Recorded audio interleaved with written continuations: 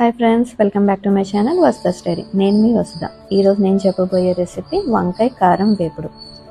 చాలా బాగుంటుందండి. ఒకసారి డెఫినెట్గా ట్రై చేయండి. దీనికి కావాల్సిన పదార్థాలు: ముందుగా ఒక కడాయి పెట్టుకొని ఒక చిన్న మసాలా కొట్టుకోవాలండి.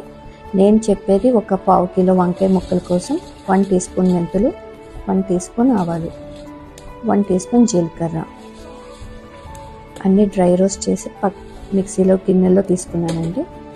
దీంట్లోనే 1 టేబుల్ స్పూన్ ధనియాలు కూడా డ్రై రోస్ట్ చేసుకోవాలి.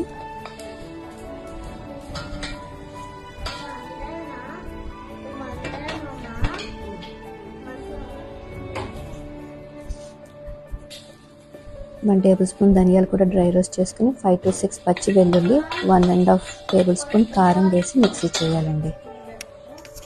అదే కడాయిలో ఒక 3 టేబుల్ స్పూన్ ఆయిల్ వేసుకుని వంకాయ ముక్కలు యాడ్ చేసుకోవాలి. ఆ వంకాయ ముక్కల్లోనే సాల్ట్, పసుపు వేసి ఒక రెమ్మ కరివేపాకు కూడా వేసి బాగా కలిపి మూత పెట్టి మగ్గనివ్వాలి. ఈలోపు మసాలా మిక్సీ చేసుకుందామండి. 2-3 మినిట్స్కి వంకాయ ముక్కలు బాగా మగ్గిపోయినాయండి. ఇప్పుడు ఇంకా మసాలా యాడ్ చేసుకుని ఆ మసాలా ముక్కలకి బాగా పట్టాక ఒక 2 మినిట్స్ బాగా కలిపి డిష్ అవుట్ చేసుకోవడమేనండి. ఎంతో ఈజీ అయిన రెసిపీ.